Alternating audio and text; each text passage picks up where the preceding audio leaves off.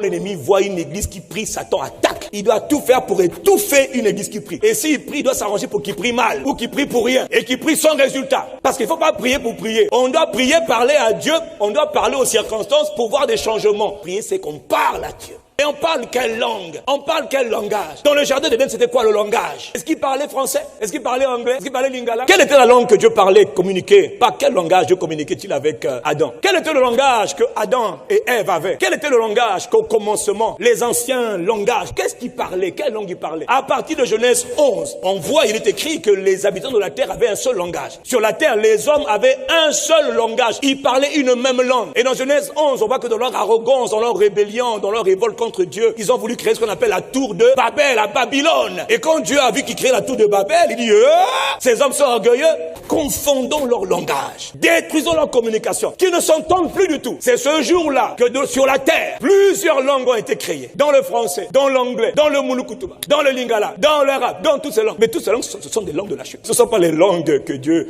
parlait au commencement. Dans 1 Corinthiens 13, Paul le dit au verset 1, si je parle la langue des hommes et la langue des anges, si je n'ai pas l'amour, je ne suis rien. Paul nous dit qu'il y a une langue qu'on appelle la langue des anges. Donc même les anges ont un langage entre eux. Quand on parle de langue, on parle d'un mystère profond. Il y a des multitudes de langues sur la terre, parmi les hommes, oui ou non? Mais si sur la terre, il y a des diversités de langues, alors je peux te poser une question. Dans le ciel, et entre la terre et les cieux, il y a aussi donc des diversités de langues. Parce que quand on prie selon un langage. Quand on parle selon un langage. Je parle et toi tu m'entends. Jésus a dit, les hommes doivent toujours prier et ne jamais se relâcher. Si je dois parler à Dieu, quelle langue je vais utiliser? Comment veux-tu que je prie de 6h à midi avec la même langue, avec mon langage intelligible? Mais c'est impossible. Jésus nous dit, veillez et priez afin que vous ne tombiez pas dans la tentation. Veillez et priez afin que vous ne tombiez pas dans l'épreuve. Oh, mais je ne connais même pas l'épreuve en question. Il dit, veille et prie. Il te parle de prier dans quelle langue? Tu ne connais même pas l'épreuve qui vient. Tu ne connais pas l'adversité qui vient. Tu ne connais pas l'obstacle qui vient. Tu ne connais pas l'ennemi qui attaque. Comment tu vas prier? Sans connaissance? On prie contre l'ennemi qu'on ne connaît pas, qu'on ne voit pas. Comment je vais prier? Délivre-moi de la tentation au nom de Jésus. Amen.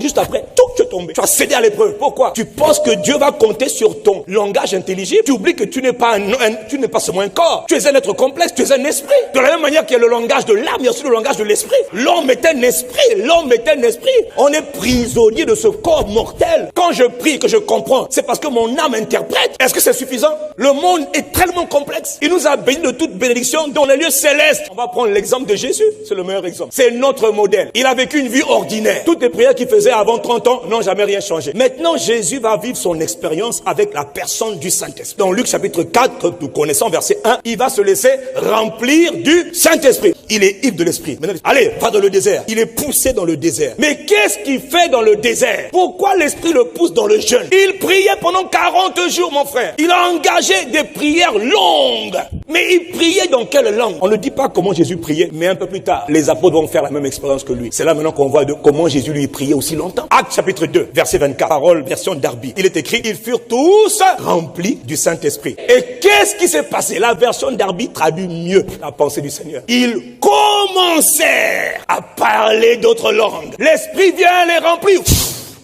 Et automatiquement, ils commencent. La caparadoko et pakaradako. Oh, on dit c'est quoi cette langue-là? C'est quoi? Qu'est-ce qu'ils font? Qu'est-ce qui leur arrive? Ils parlent un langage, des scripts nouveaux, un code ancien. Ils parlent des mystères. Et kokara, ragada, rodoka, tous 120 personnes. Tout le monde, les braka, l'autre rokokoto. Il y a beaucoup à dire sur le mystère des langues. Pierre va dans la maison de Corneille pour parler à Corneille de la part de Dieu. Et la Bible dit, pendant que Pierre prononçait encore ses discours, le Saint-Esprit descendit sur tous ceux qui écoutaient la parole. Car il est écrit au verset 46, il les entendait parler en langue. Et kokora, makotoka, ribaka, rodotoka, rodé. Il parlait en langue. Dès que l'Esprit vient, il veut te pousser dans un nouveau langage. Parce qu'il sait qu'il veut faire de toi un roi. Et le monde veut nous ridiculiser en disant, vous parlez quelle langue là? Bla bla bla bla. Vous dites des bêtises, hein? Bla bla bla bla. C'est un secret. C'est un langage crypté. C'est un langage codé entre le divin et l'humain. Entre le mortel et l'immortel. La Bible dit que Paul a rencontré les 12 disciples de Apollos.